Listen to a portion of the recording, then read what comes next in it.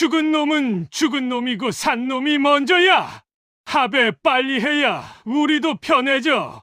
그 놈도 내 자식인지 확신 못했다. 내 피도 아닌 놈 먹여 살리느라 내 인생이 망가졌어. 철만이 조문금을 세며 비정하게 소리친다. 선희가 차가운 눈빛으로 어머니를 바라본다. 철만의 잔인한 고백에 온 가족이 얼어붙는다. 소주잔이 바닥에 깨지며 파편이 튄다. 말수는 홀로 남겨진 채 준호의 군번줄만 꽉 쥐고 오열한다. 오늘 사연 시작하기 전에 무료 버튼인 구독과 좋아요 꼭 눌러주세요. 그러면 여러분들에게 복이 찾아올 거예요. 서울 변두리 전통시장의 새벽 4시, 말수는 반찬가게 셔터 앞에 서 있었습니다. 검은 리본과 흰 국화가 시장 입구를 장식하고 있었지만 이제 시들어가는 꽃잎들이 바닥에 떨어져 있었어요. 준호의 장례를 치른 지 사흘이 지났지만 말순에게는 마치 어제 일 같았습니다. 셔터를 올리는 순간 말순의 손이 멈췄습니다. 어제 급하게 치워둔 상 위에 준호의 군번줄이 그대로 놓여 있었거든요. 25살 아들이 마지막으로 목에 걸고 있던 그 군번줄을 말수는 차마 치울 수가 없었어요. 준호야. 말수는 군번줄을 양손으로 감싸주며 떨리는 목소리로 중얼거렸습니다. 엄마는 아직 내 밥그릇을 치우질 못하겠다. 너 정말 안 올 거야? 반찬통을 정리하는 말순의 손이 덜덜 떨렸습니다. 덜컥덜컥 뚜껑이 부딪히는 소리가 새벽의 정적을 깨뜨렸어요. 가게 안에는 어제 끓다가 식어버린 미역국 냄새가 진하게 배어 있었습니다. 준호가 가장 좋아했던 미역국이었죠. 말수는 습관처럼 다시 가스레인지에 불을 켰습니다. 아직도 준호가 엄마 배고파요라며 들어올 것만 같았거든요. 그때 뒤쪽 계단에서 술 냄새와 함께 철만이 비틀거리며 내려왔습니다. 새벽부터 소주를 마신 건지 눈이 벌겋게 충혈되어 있었어요. 손에는 어제 받은 조문 봉투들을 움켜쥐고 있었습니다. 야, 말순아. 철만이 큰 목소리로 소리쳤습니다. 이거 다 세어봤냐? 조문금이 얼마나 되는지 말이야. 말순은 고개를 돌리지도 않았습니다. 지금 그런 게 중요해요? 우리 준호가 죽은 지 사흘밖에 안 됐는데. 사흘이면 충분하지. 죽은 놈은 죽은 놈이고 산 놈이 먼저야. 철만은 조문 봉투를 탁자 위에 쏟아부으며 소리쳤어요. 이 돈이라도 있어야 우리가 살지. 빚도 갚고 말이야. 철만의 거친 목소리에 말순의 마음이 더욱 아팠습니다. 남편에게는 준호가 그저 골칫거리였을 뿐이었을까요? 아니면 이제 죽어서라도 돈이 되는 존재일 뿐인가요? 그때 선희가 방에서 나와 아버지를 바라봤습니다. 평소보다 일찍 화장을 하고 나온 선희의 모습이 어딘지 달랐어요. 눈에 묘한 야심 같은 게 번뜩이고 있었거든요. 아빠 말이 맞아, 엄마. 선희가 차분하게 말했습니다. 오빠 일로 슬퍼하는 것도 좋지만 우리 살 길도 생각해야 하지 않을까? 합의 빨리 해야 우리도 편해져. 말수는 딸의 말을 믿을 수가 없었습니다. 선희야, 내가 지금 무슨 말을 하는 거야? 내 오빠가. 오빠는 죽었어, 엄마. 선희가 날카롭게 말을 자르며 소리쳤어요. 죽은 사람 때문에 산 사람이 계속 고생할 수는 없잖아. 나도 내 인생이 있고 이 동네에서 나가서 살 길을 찾아야 한다고. 그 순간 말수는 딸의 얼굴에서 낯선 표정을 발견했습니다. 탐욕? 야망? 아니면 차가운 계산? 선희는 이미 오빠의 죽음을 자신의 기회로 생각하고 있는 것 같았어요. 철만이 조문금을 세면서 중얼거렸습니다. 이걸로는 부족해. 회사에서 위로금 더 받아야 돼. 그 가스회사 돈 많잖아. 제대로 받아내면 우리도 이 동네 벗어날 수 있어. 한편 거실 구석에서는 민수가 형의 군용 점퍼를 끌어안고 웅크리고 있었습니다. 21살 민수는 형이 죽은 후로 거의 말을 하지 않았어요. 그저 형의 옷에서 나는 냄새를 맡으며 눈물을 흘릴 뿐이었습니다. 형? 민수가 작게 중얼거렸어요. 형은 왜 그런 위험한 일을 했을까? 왜 엄마 말을 안 듣고 그 배달 일을 계속했을까? 그런데 점퍼 주머니에서 무언가 달그락하는 소리가 났습니다. 민수는 손을 넣어 작은 열쇠 하나를 꺼냈어요. 낡은 사물함 열쇠 같았는데 숫자가 새겨져 있었습니다. 14라는 숫자가 말이죠. 다음 날 오후 말수는 더 이상 참을 수가 없었습니다. 준호의 물건들을 정리해야겠다고 생각했거든요. 준호가 쓰던 락커를 열어보기로 한 거예요. 손이 떨렸지만 천천히 자물쇠를 풀었습니다. 락커 안에는 낡은 카세트 테이프 몇 개와 군용 수첩, 그리고 이상하게 구겨진 종이지도가 들어 있었어요. 말수는 지도를 조심스럽게 펼쳐봤습니다. 이게 뭐지? 말순의 눈이 커졌습니다. 지도에는 시내 곳곳에 빨간 매직으로 X 표시가 군데군데 박혀 있었어요. 처음에는 그냥 준호가 배달 경로를 표시해 둔 것이라고 생각했습니다. 그런데 자세히 보니 심상치 않았어요. 각각의 X 옆에는 작은 글씨로 날짜와 14호, 불량, 위험 같은 단어들이 적혀 있었습니다. 그리고 가장 충격적인 것은 그중 하나의 붉은 X 표시가 며칠 전 준호가 사고 난 지점과 정확히 겹쳐 있다는 것이었어요. 말순의 심장이 순간 멎는 것 같았습니다. 설마 준호가 미리 알고 있었다는 건가? 다른 X 표시들을 하나하나 확인해 보니 모두 가스충전소나 관련 업체들이 있는 곳이었어요. 그리고 각각에는 검사 생략, 유령 주소, 14호 교체 필요 같은 메모들이 빼곡히 적혀 있었습니다. 그때 민수가 방에서 나와 어머니 곁으로 다가왔습니다. 엄마, 뭐 보고 계세요? 얼굴이 하얗게 됐어요. 민수야. 말수는 지도를 민수에게 보여주며 떨리는 목소리로 말했습니다. 이거 형이 그려둔 건데 여기 이 자리가 사고 난 곳이랑 똑같아. 형이 미리 알고 있었던 것 같아. 민수도 놀란 표정으로 지도를 들여다봤어요. 형이 왜 이런 걸 그려뒀을까요? 그리고 여기 적힌 14호는 뭐예요? 아, 그런데 엄마. 민수는 주머니에서 형의 점퍼에서 나온 열쇠를 꺼냈습니다. 이거 형 점퍼에서 나온 건데 여기도 14라고 새겨져 있어요. 바로 그때 말수는 또 다른 충격적인 것을 발견했습니다. 카세트 테이프 하나에 엄마에게 마이너스 만일의 경우를 대비해서라고 준호의 글씨로 적혀 있었던 거예요.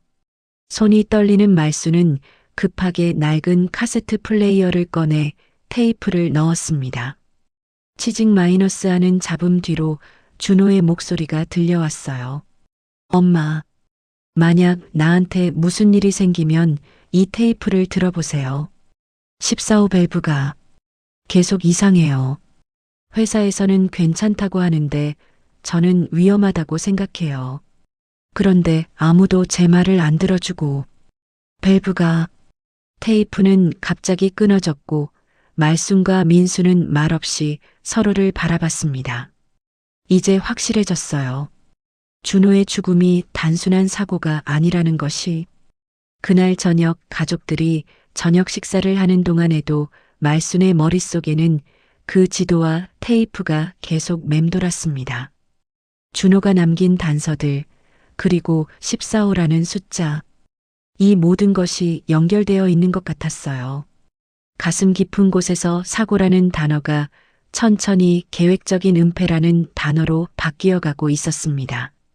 말수는 밤새 잠을 이루지 못했습니다.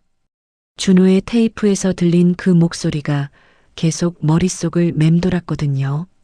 14호 밸브가 이상해요. 이 말이 무슨 뜻일까요? 그리고 왜 준호는 자신에게 무슨 일이 생길 것을 미리 알고 있었던 걸까요? 새벽이 되자 말수는 결심했습니다. 직접 확인해 보기로 한 거예요. 비가 부슬부슬 내리는 골목을 걸어 준호가 일했던 가스 충전소를 찾아갔습니다. 충전소 건물은 생각보다 컸고 입구에는 안전제일이라는 큰 현수막이 걸려 있었어요. 조상만 소장의 사무실에 들어서자 벽에는 성과표와 단가표가 빼곡하게 붙어 있었습니다. 조상만은 50대 중반의 뚱뚱한 남자로 말순을 보자 억지로 미소를 지었어요. 어머니, 이렇게 오시다니. 준호 일로 많이 힘드시죠? 조상만이 의자를 권했습니다. 말순은 준호의 지도를 조심스럽게 꺼내 책상 위에 펼쳤습니다. 소장님, 이 표시들. 우리 애가 사고 난 곳과 같아요. 이게 뭔지 설명해 주실 수 있나요? 조상만의 얼굴이 순간 굳었습니다. 지도를 빤히 들여다보던 그는 미간을 찌푸리며 고개를 저었어요. 그런 문서 본 적 없습니다. 조상만이 단호하게 말했습니다. 준호가 개인적으로 뭔가 메모해 둔 것 같은데 배달 알바가 안전수칙만 지켰어도 일이 이렇게 커지진 않았죠. 안전수칙이요? 말순의 목소리가 떨렸습니다. 우리 애가 뭘 잘못했다는 건가요? 어머니, 솔직히 말씀드리면 준호는 좀 예민한 편이었어요. 자꾸 괜찮은 장비에도 문제가 있다고 하고 조상만이 한숨을 쉬었습니다. 14호 밸브 같은 경우도 정기검사를 다 통과한 제품인데 계속 이상하다고 주장했거든요. 말순은 가슴이 답답해졌습니다. 준호가 위험을 감지했던 것이 맞다면 왜 아무도 그 말을 들어주지 않았을까요? 같은 시각 시장 뒤편 미용실 골목에서는 선희와 최도윤이 만나고 있었습니다. 최도윤은 30대 초반의 잘생긴 남자로 정장을 단정하게 차려입고 있었어요. 선희는 평소보다 화장을 진하게 하고 나왔습니다. 선희야, 힘들겠지만 조금만 더 참아.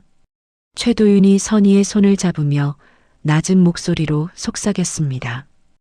회사에서 위로금 크게 줄 거야. 우리가 원하는 만큼 말이야. 선희의 눈이 반짝였습니다. 정말? 얼마나 줄 건데? 조용히만 하면 모두 편해져. 너도 나도 회사도. 최도윤이 선희의 귀에 대고 더 작은 목소리로 말했어요. 그런데 내 어머니가 너무 깊이 파고들면 안 되는데. 적당히 선에서 마무리해야 해. 선희는 고개를 끄덕였습니다. 엄마는 내가 설득할게. 돈이 급한 건 사실이니까. 그날 밤 철만은 술에 취해 충전소 앞에 나타났습니다. 문을 발로 차며 큰 소리로 고함을 지르기 시작했어요. 나와. 조상만. 내 새끼 죽인 놈. 철만의 목소리가 골목 전체에 울려 퍼졌습니다. 내 아들 돌려내. 충전소 경비원들이 나와 철만을 말렸지만 철만은 계속 소리를 질렀어요. 결국 신고를 받고 온 경찰차가 도착해서야 상황이 정리됐습니다. 아저씨, 이렇게 하시면 안 되죠. 일단 진정하시고. 경찰관이 철만을 달랬습니다.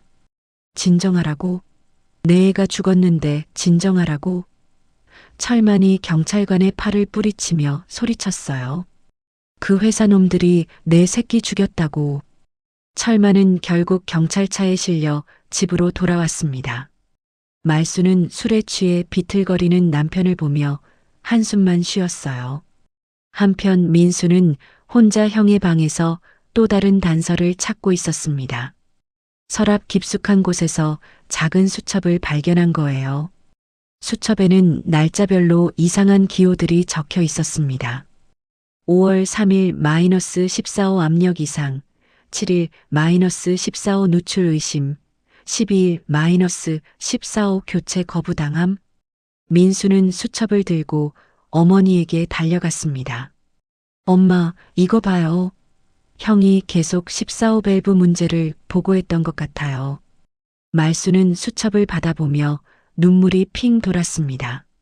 준호가 얼마나 위험을 느꼈는지, 그리고 얼마나 도움을 요청했는지 알 수 있었거든요. 그날 밤 말수는 다시 카세트 플레이어 앞에 앉았습니다. 혹시 놓친 테이프가 있을까 해서 준호의 물건들을 다시 뒤져봤어요. 그리고 두 번째 테이프를 발견했습니다. 테이프를 재생하자 더욱 선명한 준호의 목소리가 들려왔습니다. 엄마, 밸브가 이상해요. 14호는 계속 문제가 있는데 회사에서는 교체해주지 않아요.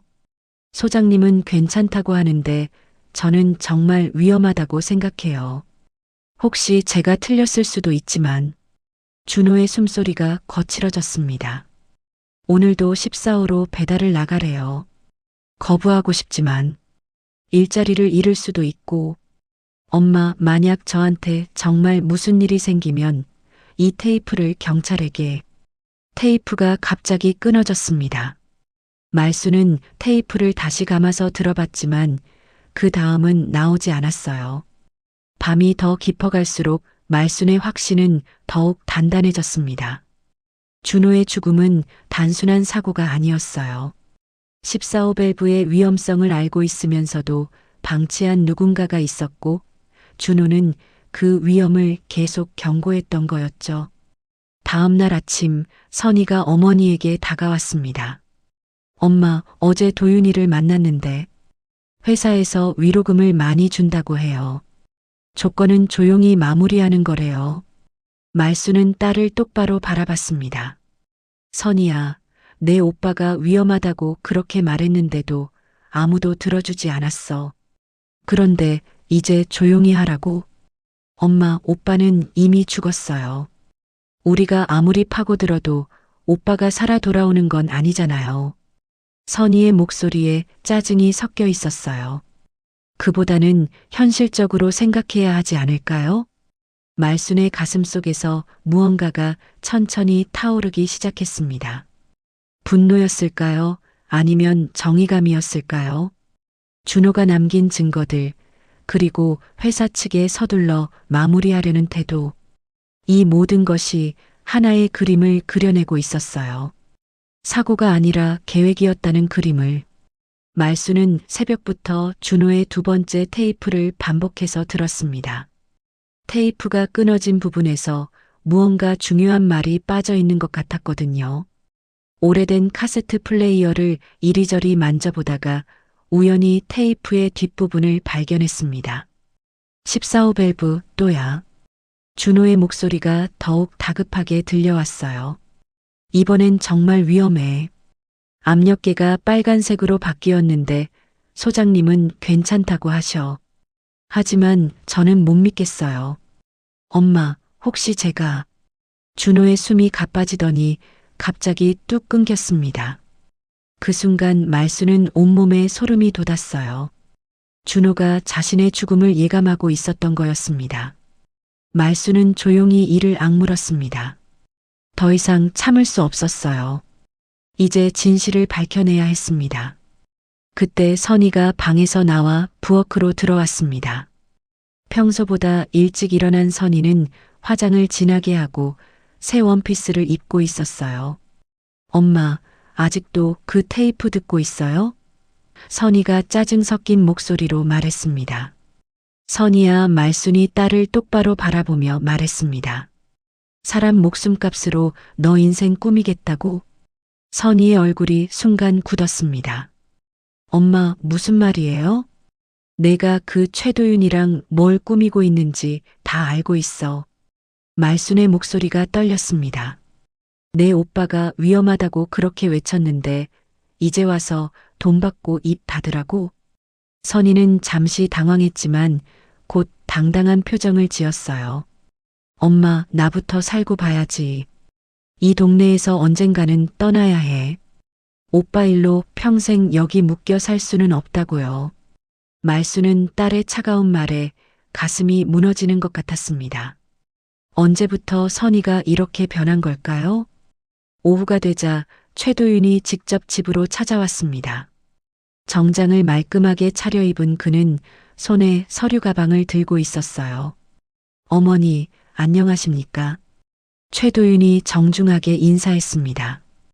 회사에서 보낸 합의안을 가져왔습니다. 최도윤은 비밀 합의서를 테이블 위에 펼쳤습니다. 위로금 항목에는 상당한 금액이 적혀 있었어요.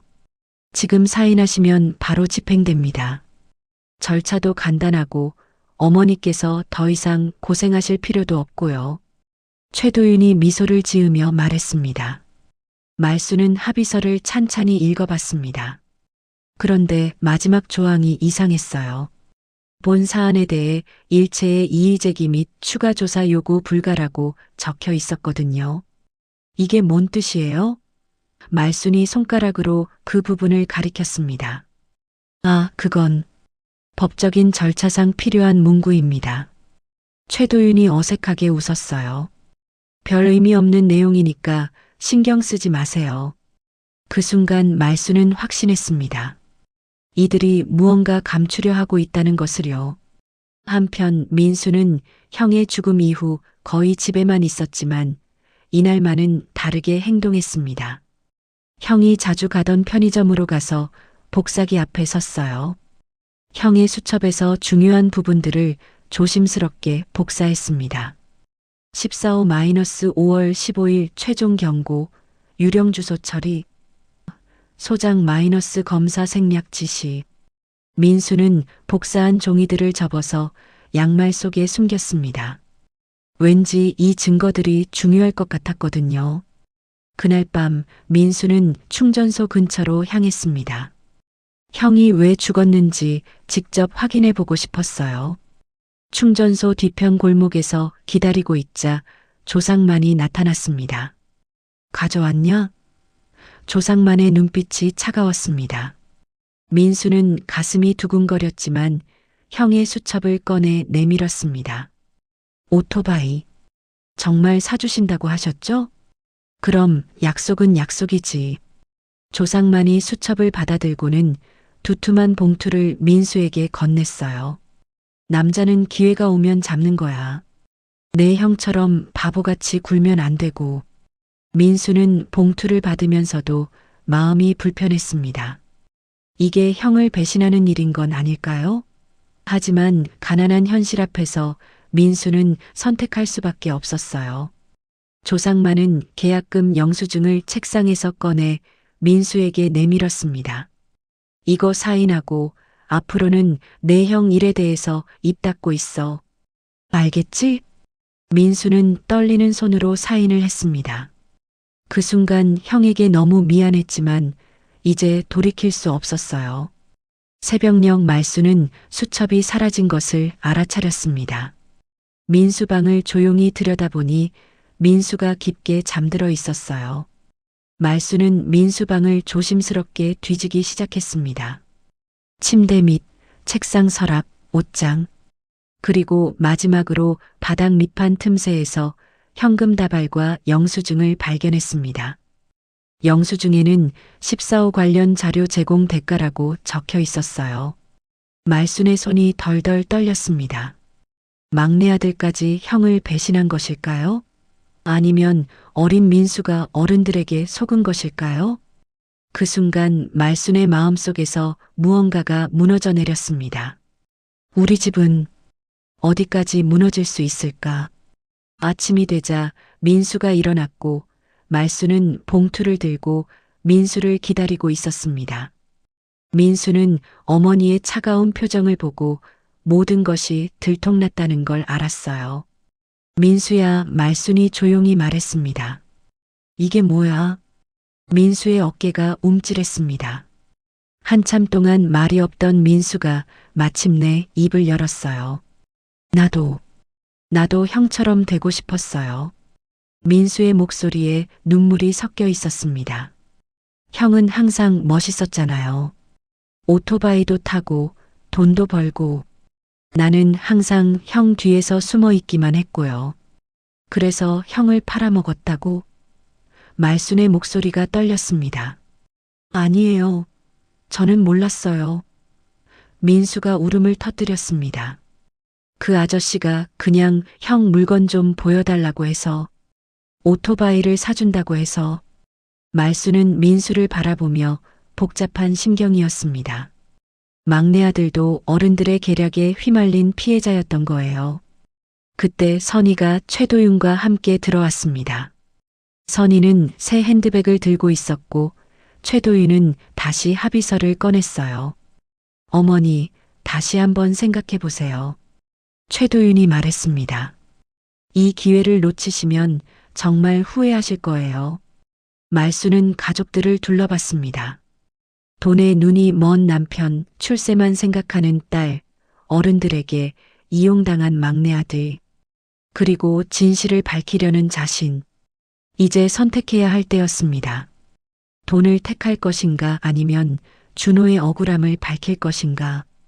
부엌 등 아래 가족이 마주 앉았습니다. 말수는 민수가 받은 봉투를 테이블 위에 탁 내려쳤어요. 봉투에서 현금이 흘러나오며 바닥에 흩어졌습니다. 민수야, 이게 뭐야? 말순의 목소리는 차갑고 단단했습니다. 민수의 어깨가 움찔했어요.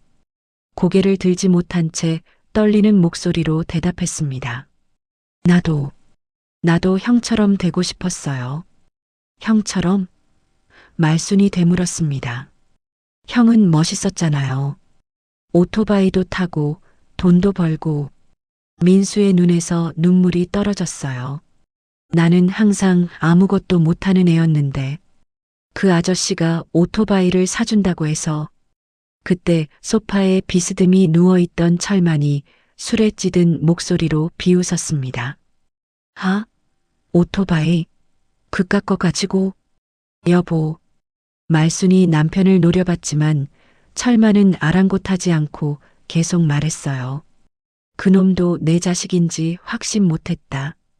철만이 소주잔을 바닥에 굴리며 중얼거렸습니다. 순간 부엌의 모든 소리가 멎었습니다. 말순의 얼굴이 새하얗게 변했고 선희와 민수는 아버지를 믿을 수 없다는 표정으로 바라봤어요. 뭐라고 했어? 말순의 목소리가 떨렸습니다. 철만은 술 기운에 이미 돌이킬 수 없는 말을 내뱉고 있었어요. 아니, 솔직히 말해봐. 그놈이 나를 닮았냐? 키도 다르고 생김새도 다르고. 선희가 갑자기 탁자를 치고 일어났습니다. 그래, 맞아. 선희의 목소리에 분노와 해방감이 동시에 섞여 있었어요. 오빠 친아빠 아빠 아니잖아.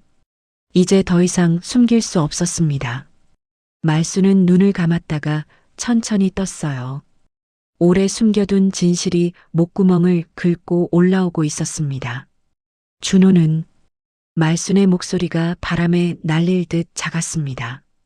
내 언니 아들이었어. 민수가 놀란 표정으로 어머니를 바라봤습니다. 언니요? 언니가 산후에 남자와 함께 떠나고 친정엄마가 사생아 낙인 막으려고 내 이름으로 올렸어. 말순의 목소리에 수십 년 묵은 아픔이 배어 있었어요. 내 아버지, 그걸 알고도 평생 그 아이를 미워했지. 철만이 소주잔을 바닥에 내팽개쳤습니다. 짝! 잔이 깨지며 파편이 사방으로 튀었어요. 내 피도 아닌 놈 먹여 살리느라 내 인생이 망가졌어. 철만이 소리쳤습니다. 남의 새끼 키우느라 내가 얼마나 고생했는데. 말수는 남편을 노려보며 소리쳤습니다. 고생? 내가 술만 먹고 놀고 먹느라 그 아이가 얼마나 고생했는지 알아? 그래도 내 집에서 내 밥 먹고 컸잖아. 그 아이가 누구 피든 우리 집 기둥이었다. 말순이 오열하기 시작했습니다. 25가지 이 집을 위해 살았던 아이인데 죽어서까지 이런 말을 들어야 해? 선희는 아버지와 어머니의 싸움을 지켜보며 냉소적으로 웃었어요. 결국 다 거짓이었네. 우리 가족이라는 것도 오빠라는 것도. 그때 최도윤이 선희에게 다가와 작은 열쇠를 손에 쥐어줬습니다. 은행 보관함키야. 최도윤이 선희의 귀에 속삭였어요. 내일이면 다 끝나. 선희의 눈동자가 번쩍였습니다. 끝? 무엇이? 모든 증거가 사라져. 깔끔하게. 최도윤이 의미심장한 미소를 지었어요. 민수는 부모님의 싸움과 누나의 수상한 행동을 지켜보며 혼란스러웠습니다. 형이 친형이 아니라고? 그럼 형이 그렇게 자신을 아껴준 이유는 뭐였을까요? 형은 민수가 작게 중얼거렸어요. 형은 저를 정말 동생처럼 아껴주셨는데 말순이 민수를 끌어안았습니다. 준호는 내 친형이야. 피는 다를지 몰라도 마음은 진짜 형이었어. 철만이 비틀거리며 일어났습니다. 마음? 그까진 마음이 뭐가 중요해? 내가 그놈 때문에 얼마나. 닥쳐. 말순이 처음으로 남편에게 소리쳤습니다. 내가 그 아이한테 해준 게 뭐가 있어? 밥벌이는 그 아이가 하고 집안 돌보는 것도 그 아이가 했잖아. 그 순간 선희가 어머니에게 다가왔습니다. 엄마, 이제 그만해요. 어차피 다 끝난 일이야. 끝난 일? 말순이 딸을 노려봤습니다. 오빠는 죽었고 우리는 살아야 해요. 선희의 목소리가 차가웠어요. 합의하면 우리 모두 편해져요. 돈도 받고 이 동네도 떠날 수 있고. 말순은 딸의 얼굴을 가만히 들여다봤습니다. 언제부터 선희가 이렇게 변한 걸까요? 오빠가 죽었는데도 돈만 생각하다니. 선희야, 내가 정말 내 딸이야? 말순의 목소리에 실망감이 가득했습니다. 당연하죠. 하지만 저는 오빠처럼 이 집에 묶여 살고 싶지 않아요. 선희가 단호하게 말했어요. 저에게도 제 인생이 있다고요. 최도윤이 선희의 어깨에 손을 올렸습니다. 선희 말이 맞아요, 어머니. 현실적으로 생각하셔야 해요. 민수가 갑자기 일어섰습니다. 누나, 그럼 형이 남긴 테이프는 어떻게 할 거예요? 형이 그렇게 위험하다고 했는데. 그딴 건 상관없어. 선희가 짜증을 내며 소리쳤어요. 죽은 사람 말 가지고 산 사람이 고생할 이유가 어디 있어? 말순은 가족들을 둘러봤습니다. 술에 취해 헛소리하는 남편, 돈에 눈이 먼 딸, 아직 어려서 혼란스러워하는 막내 아들, 그리고 모든 것을 조종하려는 최도윤. 다들 나가. 말순이 조용히 말했습니다. 엄마. 선희가 놀란 표정을 지었어요. 다들 나가라고 했어. 말순이 소리쳤습니다. 내가 좀 혼자 있고 싶어. 가족들이 하나둘 방으로 들어가고 최도윤도 어색하게 인사를 하며 나갔습니다. 부엌에는 말순 혼자만 남았어요. 말순은 준호의 군번줄을 꼭 쥐고 앉아 있었습니다. 가족이라고 생각했던 사람들이 모두 준호를 배신하고 있었어요. 심지어 준호가 친아들이 아니라는 것까지 밝혀졌지만 말순에게는 그런 게 중요하지 않았습니다. 준호는 누구보다 이 가족을 사랑했고 누구보다 이 가족을 위해 희생했거든요. 그런 준호가 억울하게 죽었는데 가족들은 돈만 생각하고 있었어요. 말순은 결심했습니다. 혼자서라도 준호의 억울함을 밝혀내겠다고.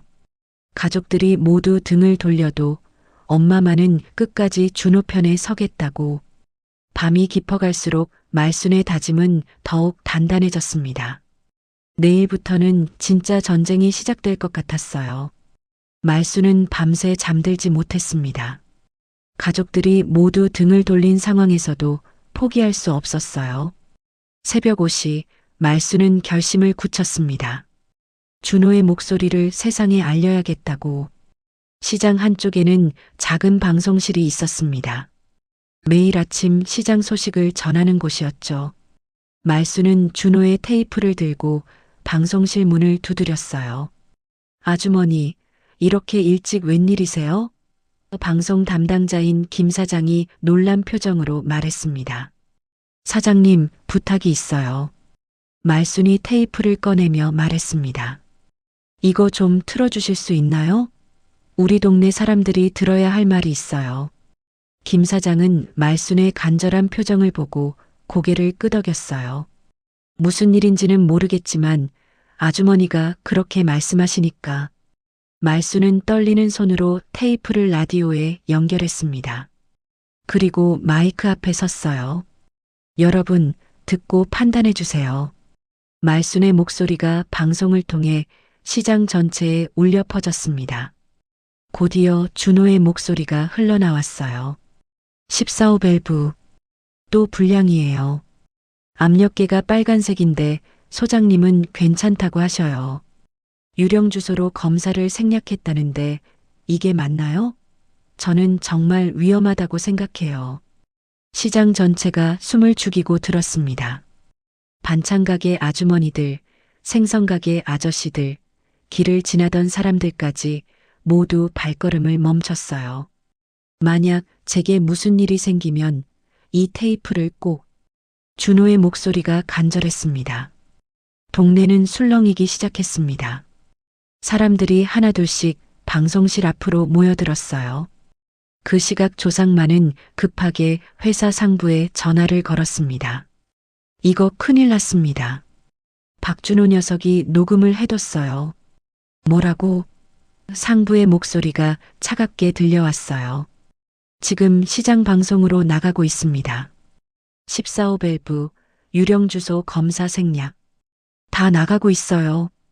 조상만은 식은땀을 흘리며 발빠르게 대응책을 세웠습니다.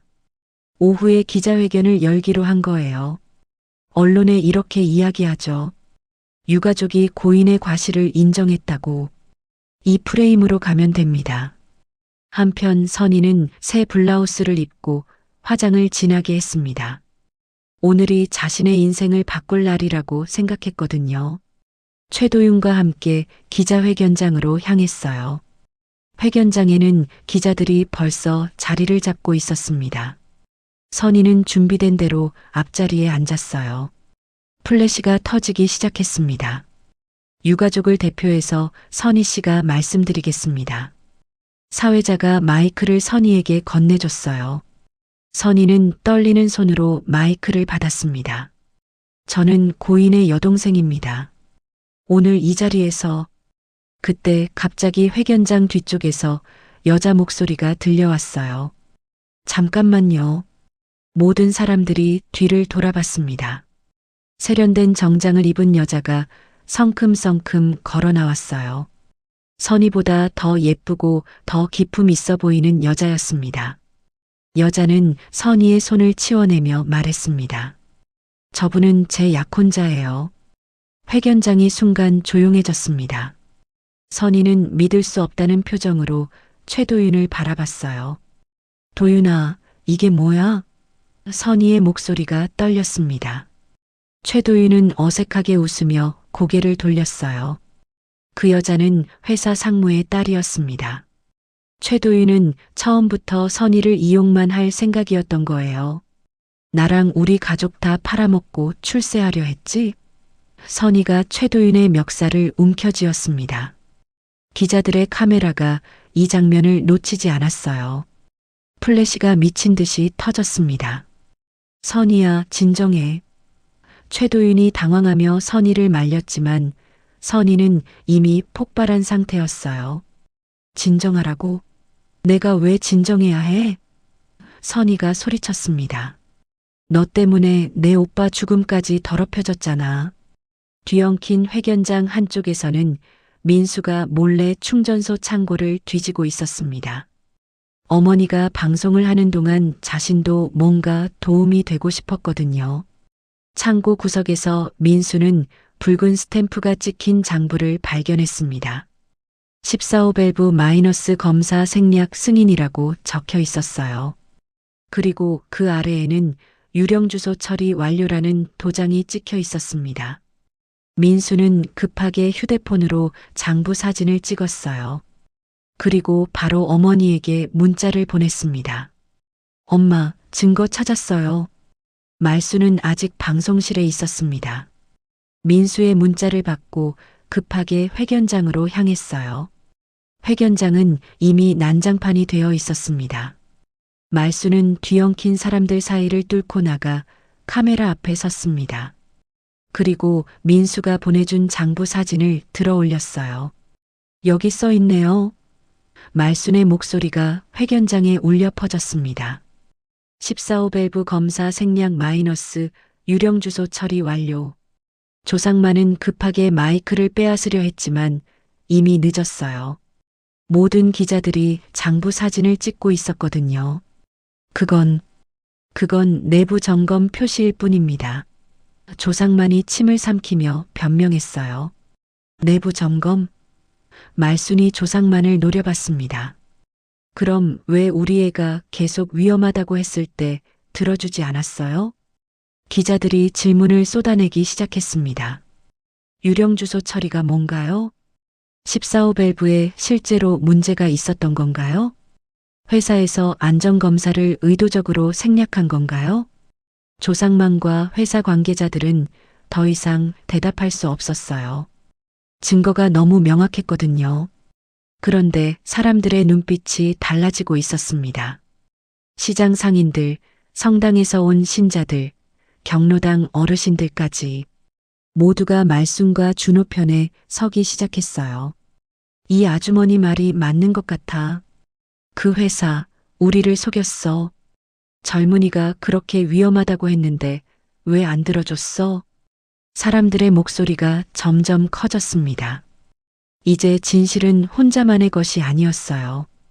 온 동네가, 온 세상이 함께 준호의 억울함을 알게 된 거였습니다.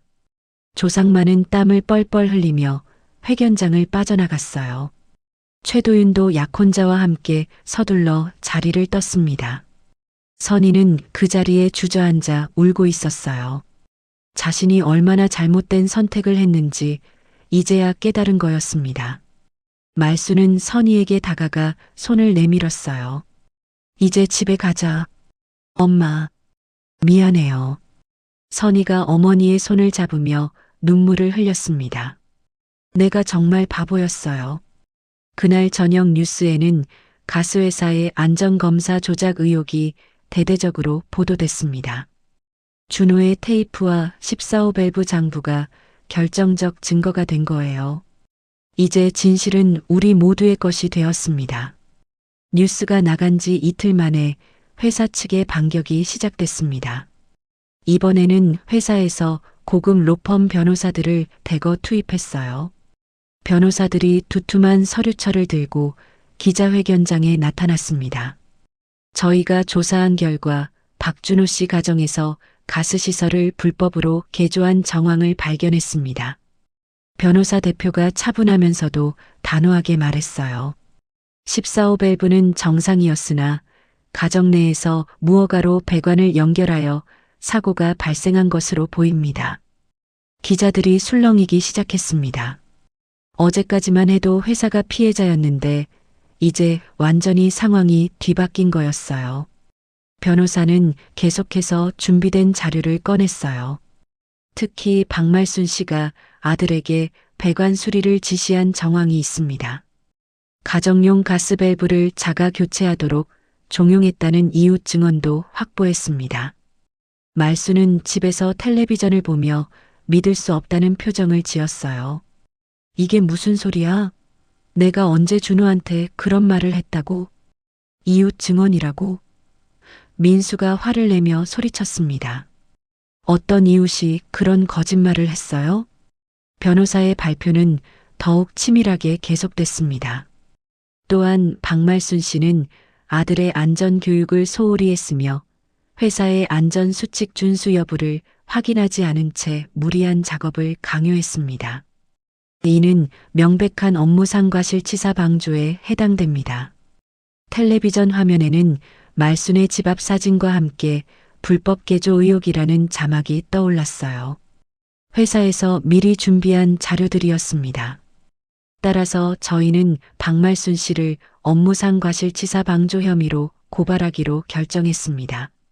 진정한 책임자는 안전 수칙을 무시하고 무허가 작업을 지시한 보호자입니다. 그 순간 철만이 소파에서 일어나 비릿하게 웃었어요. 결국 이렇게 되는군. 내가 예상했던 대로야. 여보, 지금 무슨 말이에요? 말순이 남편을 노려봤습니다. 현실을 봐, 말순아. 철만이 냉정하게 말했어요. 나랑 선이만 살면 된다. 너는 알아서 버텨. 철만은 주머니에서 이미 작성된 서류를 꺼냈습니다. 회사 측과의 합의서였어요. 사인까지 완료된 상태였습니다. 당신이 뭘 한 거야? 말순의 목소리가 떨렸습니다. 회사에서 나한테 먼저 연락 왔어. 철만이 어깨를 으쓱했어요. 너 하나 희생하면 우리 가족이 다 편해진다고 하더라고. 어차피 그놈도 내 친아들 아니잖아. 당신이 미쳤어? 말순이 소리쳤습니다. 준호가 누구 아들이든 우리 가족이었잖아. 가족? 철만이 냉소적으로 웃었어요. 가족이면 내 말 좀 들었어야지. 맨날 그놈 편만 들고. 바로 그때 현관문이 벌컥 열리며 경찰들이 들이닥쳤습니다. 4명의 경찰관이 체포영장을 들고 있었어요. 박말순 씨죠? 업무상 과실치사 방조 혐의로 긴급 체포합니다. 경찰관이 영장을 내보이며 말했습니다. 말순은 아직 상황을 받아들일 수 없었어요. 제가 뭘 잘못했다고요? 우리 아들이 위험하다고 했던 걸 밝혀낸 게 죄예요? 부인, 진정하시고 협조해 주세요. 변호사 선임권이 있으니까 걱정하지 마세요. 경찰관이 차분하게 설명했지만 말순에게는 들리지 않았어요. 손목에 차가운 수갑이 채워졌습니다. 말순은 테이블 위에 있던 준호의 군번줄을 재빨리 집어 꼭 쥐었어요. 준호야, 엄마가 내 억울함 밝히고 돌아올게. 말순이 군번줄에 대고 속삭였습니다. 끝까지 포기하지 않을게. 선희는 그 모습을 보고 뒤늦게 후회가 밀려왔어요. 엄마를 왜 데려가요? 엄마는 잘못한 게 없어요. 따님도 수사 과정에서 참고인으로 조사받으실 수 있습니다. 경찰관이 선희에게 차분히 말했어요. 철만은 벽에 기대어 그 모습을 지켜봤습니다. 미안함도 걱정도 없는 표정이었어요. 오히려 이제 골칫거리가 하나 없어졌다는 듯 안도의 한숨을 쉬고 있었습니다. 민수는 어머니가 끌려가는 모습을 보며 주먹을 꽉 쥐었어요. 아빠, 어떻게 이럴 수 있어요? 엄마를 배신하다니. 배신? 철만이 비웃었습니다. 이게 현실이야. 살아남으려면 선택해야 하는 거라고. 구치소 접견실, 면회 시간. 두꺼운 유리창 너머로 민수가 어머니를 만났습니다. 말수는 며칠 사이에 많이 야위어 보였어요. 죄수복을 입은 모습이 너무 초라했습니다. 엄마, 괜찮으세요? 민수의 목소리에 눈물이 섞여 있었습니다. 민수야, 엄마는 괜찮아. 그런데 너희는 어떻게 지내고 있어? 말순이 오히려 민수를 걱정했어요. 아빠는 매일 술만 마세요. 그리고 회사 사람들이 자꾸 와서 누나한테 뭔가 사인하라고 해요. 돈도 계속 주고요. 민수는 잠시 망설이다가 중요한 말을 꺼냈어요. 엄마, 은행 보관함에 형이 남긴 테이프가 하나 더 있다고 해요. 말순의 눈이 번쩍 커졌습니다. 정말? 어떻게 알았어? 형 방에서 메모를 찾았어요. 진짜 진실은 은행 보관함에라고 써 있었어요. 그런데 키는 누나가 갖고 있어요. 선이가? 그럼 빨리 가져와야지. 민수의 표정이 어두워졌습니다. 그런데 누나가 그 키를 내놓으려고 하지 않아요. 최도윤이 다시 연락했거든요.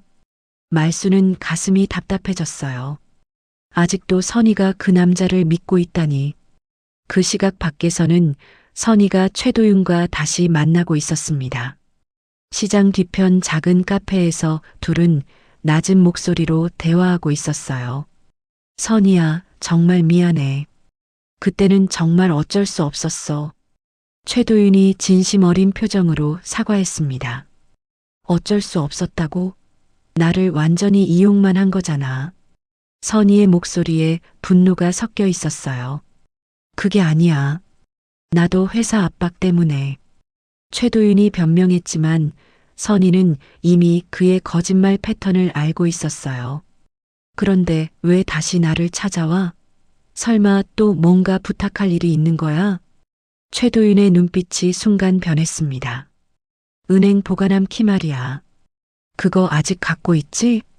선희는 최도윤의 진심을 알았어요. 결국 그것 때문에 다시 나타난 거였죠.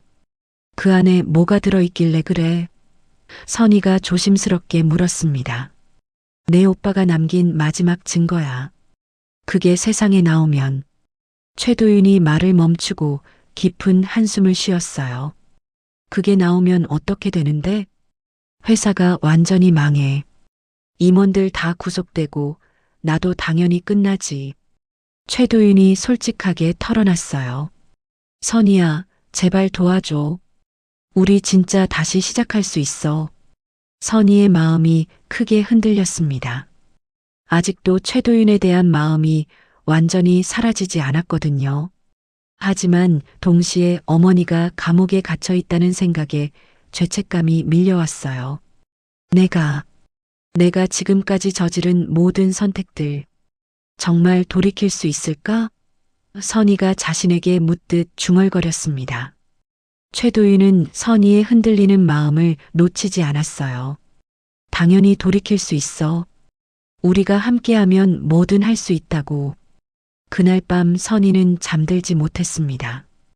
은행 보관함 키를 손에 쥐고 밤새 고민했어요. 어머니를 위해서는 그 테이프를 공개해야 하지만 그러면 최도윤과의 마지막 기회도 완전히 끝날 것 같았거든요. 구치소에서 말수는 천장을 바라보며 생각했습니다. 가족들은 모두 뿔뿔이 흩어졌고 자신은 범인이 되어 차가운 감방에 갇혀 있었어요. 하지만 포기할 수 없었습니다. 준호가 분명히 마지막 메시지를 남겨뒀을 거라고 믿었거든요. 준호야, 엄마가 끝까지 너를 믿고 포기하지 않을게. 선희는 며칠 동안 고민 끝에 결심을 굳혔습니다. 어머니가 감옥에 있는 상황에서 더 이상 망설일 수 없었어요. 최도윤의 마지막 전화를 받고 나서야 진짜 깨달았거든요. 그가 자신을 얼마나 이용했는지를. 누나, 정말 괜찮은 거야? 민수가 걱정스럽게 물었습니다. 응, 이제 확실해졌어. 선희의 목소리는 떨렸지만 결연했어요. 엄마가 감옥에 있는데 내가 어떻게 계속 망설일 수 있겠어? 형을 배신할 수 있겠어? 은행 지하 금고실로 향하는 길, 선희의 마음은 복잡했습니다. 이 선택이 자신의 인생을 완전히 바꿀 거라는 걸 알고 있었거든요. 하지만 후회는 없었어요. 작은 보관함을 열자 그 안에는 카세트 테이프 하나가 조심스럽게 포장되어 들어 있었습니다. 겉면에는 엄마에게 마이너스 마지막 진실, 절대 포기하지 마세요라고 준호의 글씨로 또박또박 적혀 있었어요. 선희와 민수는 서로를 바라봤습니다. 이 테이프가 모든 것을 바꿀 수 있을 거라는 확신이 들었어요. 형이 정말 모든 걸 준비해뒀구나. 민수의 눈에 눈물이 맺혔습니다. 마지막까지 우리 가족을 생각했던 거야. 성당 교육관의 빈 교실에서 두 남매는 숨을 죽이고 앉았습니다. 해질녘 노을이 창문을 통해 들어와 교실을 붉게 물들이고 있었어요. 선희가 떨리는 손으로 재생 버튼을 눌렀습니다. 클릭. 곧이어 준호의 목소리가 흘러나왔습니다. 이번에는 이전 테이프들보다 훨씬 선명하고 구체적이었어요. 엄마, 이건 정말 만일의 경우를 대비한 마지막 기록이에요. 지금이 5월 22일 밤 11시 30분입니다. 내일 아침에 또 14호 밸브로 배달을 나가야 해서 이 테이프를 남깁니다. 준호의 목소리는 차분했지만 긴장감이 느껴졌습니다. 오늘 제가 수집한 모든 증거를 순서대로 말씀드릴게요. 14호 밸브는 작년 9월부터 계속 문제가 있었어요. 압력 게이지가 빨간색을 가리키는데도 교체하지 않고 있습니다. 선희는 오빠의 목소리를 들으며 가슴이 먹먹해졌어요. 오빠가 얼마나 두려웠을지 상상이 됐거든요. 유령 주소를 통해 검사를 생략하는 시스템이 있습니다. 가짜 주소로 검사 완료 서류를 위조하는 거예요. 담당자는 조상만 소장이고 외부 로비는 최도윤 씨가 맡고 있어요. 최도윤 씨는 관련 공무원들과 식사를 자주 하면서 검사를 넘어가도록 조치하고 있습니다. 선희의 얼굴이 창백해졌습니다. 최도윤이 단순히 자신을 이용한 게 아니라 이런 큰 비리의 핵심 인물이었던 거예요. 구체적인 날짜와 증거를 말씀드릴게요.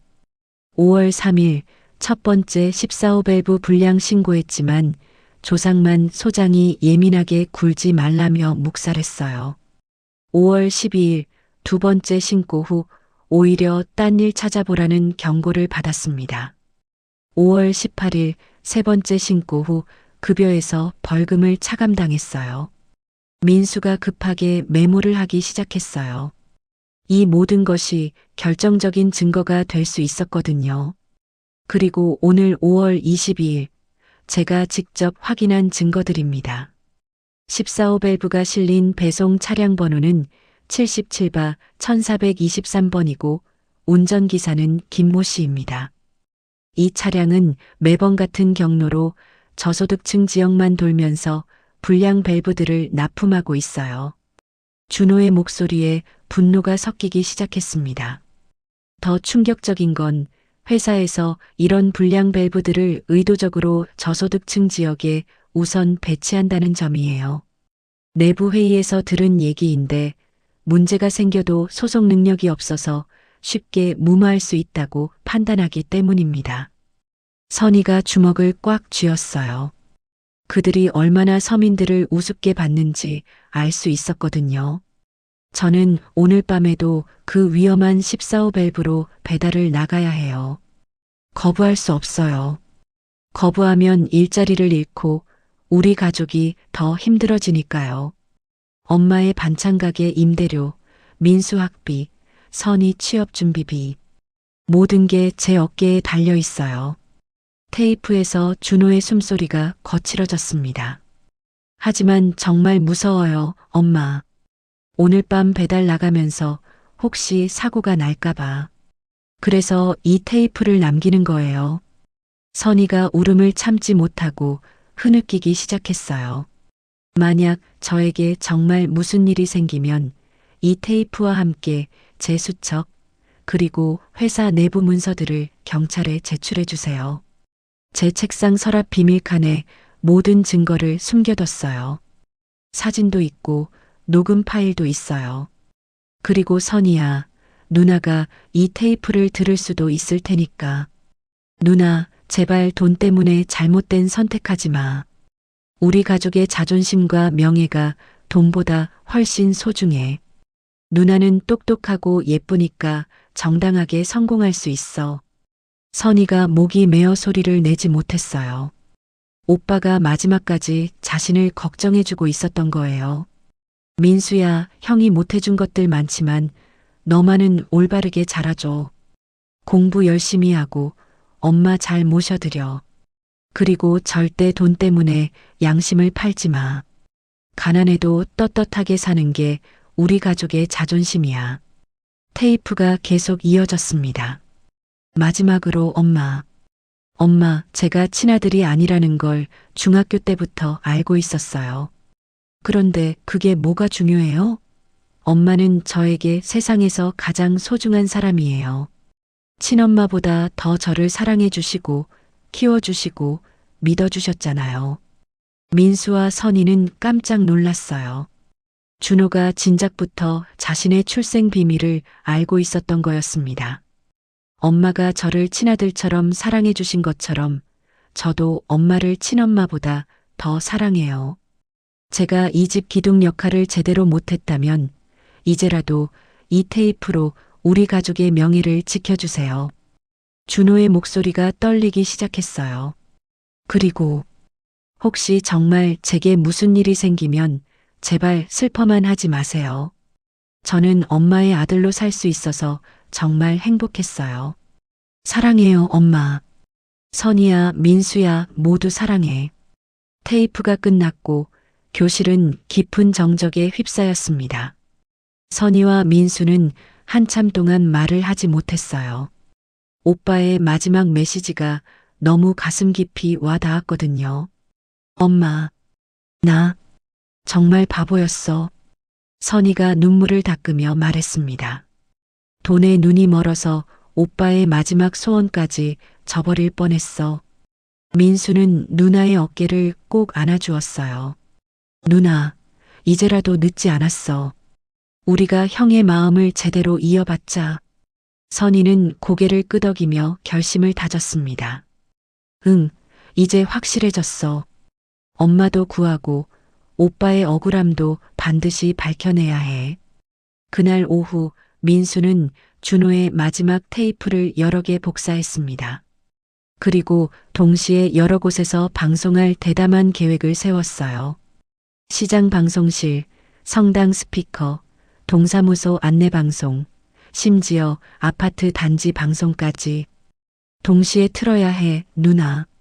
민수가 계획을 설명했습니다. 한 곳씩 틀면 회사에서 막을 수 있어. 하지만 동시에 여러 곳에서 나가면 막을 수 없어. 선희도 동의했어요. 맞아. 이번엔 제대로 해보자. 형의 마지막 소원을 꼭 이뤄주자. 오후 3시 약속된 시간. 동네 전체에 준호의 마지막 증언이 동시에 울려 퍼졌습니다. 시장에서, 성당에서, 동사무소에서, 그리고 아파트 단지 곳곳에서 사람들이 하나둘씩 길을 멈추고 귀를 기울이기 시작했어요. 장을 보던 어머니들, 일하던 아버지들, 산책하던 할머니 할아버지들까지 모두가 준호의 절절한 목소리에 집중했습니다. 유령 주소를 통한 검사 생략 시스템, 의도적으로 저소득층 지역에 불량 제품 배치, 차량 번호 77바 1423번, 매번 같은 경로로 구체적인 증거들이 쏟아져 나왔어요. 이번에는 감정적인 호소가 아니라 명확하고 구체적인 팩트들이었습니다. 동네 전체가 분노로 들끓기 시작했습니다. 사람들의 표정에는 충격과 분노, 그리고 준호에 대한 연민이 뒤섞여 있었어요. 준호의 마지막 테이프가 동네 전체에 울려 퍼진 지 1시간 만에 모든 것이 바뀌기 시작했습니다. 사람들이 시장 앞 광장으로 하나둘씩 모여들었어요. 분노에 찬 목소리들이 터져 나왔습니다. 이런 놈들이 우리를 우습게 봤구나. 젊은이가 그렇게 위험하다고 했는데 왜 안 들었어? 우리도 당할 뻔했잖아. 그 시각 철만은 집에서 혼자 술을 마시고 있었습니다. 동네 방송에서 나오는 준호의 목소리를 들으며 점점 초조해졌어요. 사람들의 시선이 무서웠고 자신이 한 일들이 하나씩 드러날까봐 두려웠습니다. 다 내 탓이라고 할 거야. 철만이 중얼거리며 소주잔을 기울였어요. 결국 다 내 탓이라고 하겠지. 술에 취한 철만은 갑자기 일어나 벽에 걸린 가족 사진들을 하나씩 뜯어내기 시작했습니다. 준호가 웃고 있는 사진, 가족 모두가 함께 찍은 사진들을 바닥에 던지며 발로 밟았어요. 다 거짓이야. 가족이라는 것도 사랑이라는 것도. 철만이 소리치며 성냥을 그었습니다. 그럼 다 없애버리자. 휙 마이너스 불길이 커튼을 타고 빠르게 번지기 시작했습니다. 말순이 준호를 위해 정성스럽게 모아뒀던 혼인관계 증명서, 가족 사진들, 그리고 장부 사본들이 불길 속에서 검게 오그라들었어요. 이웃들이 연기 냄새를 맡고 급하게 신고했습니다. 소방차 사이렌이 골목에 울려 퍼졌고 사람들이 우르르 몰려들었어요. 불이야, 불이야, 빨리 피해요. 소방관들이 호스를 들고 달려왔지만 이미 집 안쪽은 많이 타버린 상태였습니다. 철만은 연기에 질려 기침을 하며 밖으로 나왔어요. 아저씨, 괜찮으세요? 다친 데는 없고요? 소방관이 철만을 부축했습니다. 하지만 철만은 정신이 나간 사람처럼 중얼거리고 있었어요. 내가 태웠어. 내가 다 태워버렸어. 경찰이 도착해서 철만을 현행범으로 연행했습니다. 수갑이 채워지는 순간 철만이 갑자기 큰 소리로 외쳤어요. 말순아, 나 좀 살려줘. 내가 잘못했어. 하지만 말수는 구치소에 있었고 철만의 마지막 애원을 들어줄 사람은 아무도 없었어요. 그 소식을 들은 말수는 구치소 면회실에서 차분하게 창밖을 내다봤습니다. 더 이상 슬프지도 화나지도 않았어요. 그저 담담했습니다. 이제 정말 끝이구나. 말순이 혼잣말로 중얼거렸어요. 면회 온 민수에게 말수는 조용히 말했습니다. 민수야, 이제 엄마는 내 아버지의 아내가 아니라 준호의 엄마로만 살 거야. 엄마. 민수의 눈에 눈물이 고였어요. 괜찮아, 민수야. 엄마는 이제 무엇보다 준호의 억울함을 밝히는 일에만 집중할 거야. 바로 그날 저녁 검찰이 움직이기 시작했습니다. 준호의 마지막 테이프와 구체적인 증거들, 그리고 시민들의 강력한 요구에 못 이겨 대대적인 압수수색에 들어간 거예요. 조상만은 사무실에서 서류를 태우려다가 검찰에 붙잡혔습니다. 이건 단순한 업무 실수였습니다. 하지만 검찰은 이미 모든 증거를 확보한 상태였어요. 조상만은 그 자리에서 구속됐습니다. 최도윤은 공항에서 출국하려다가 수배령에 걸려 체포됐어요.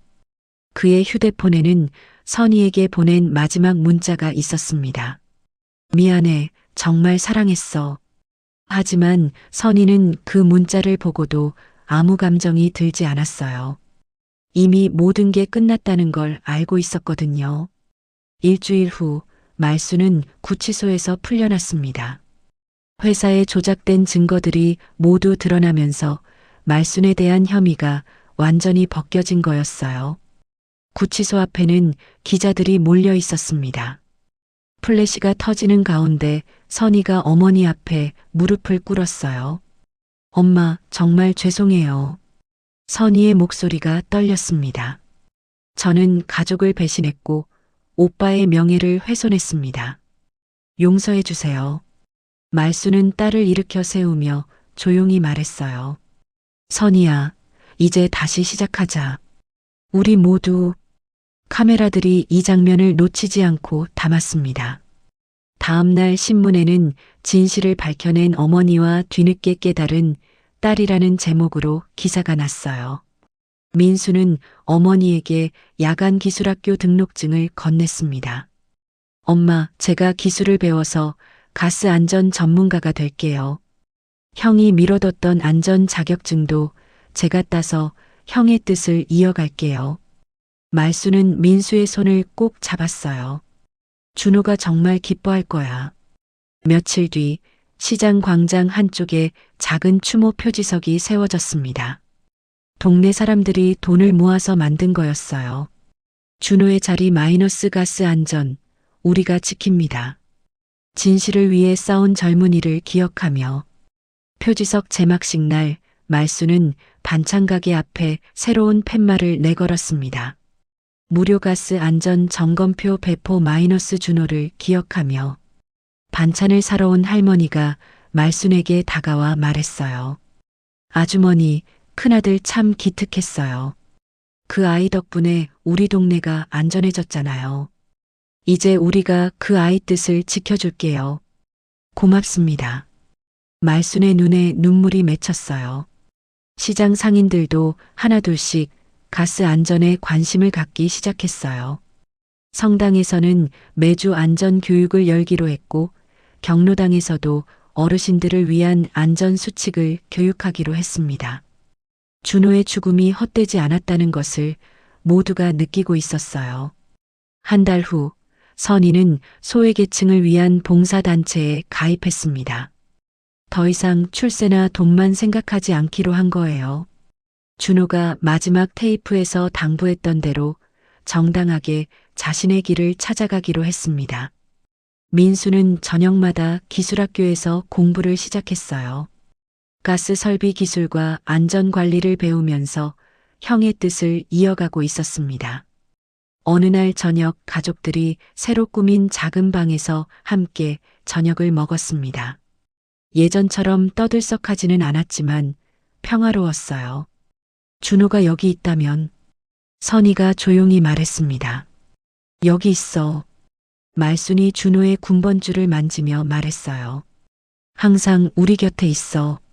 그날 밤 말순은 매일 하는 의식을 치렀습니다. 준호의 군번줄을 쥔 채 조용히 속삭이는 거였어요. 준호야, 잘 들어.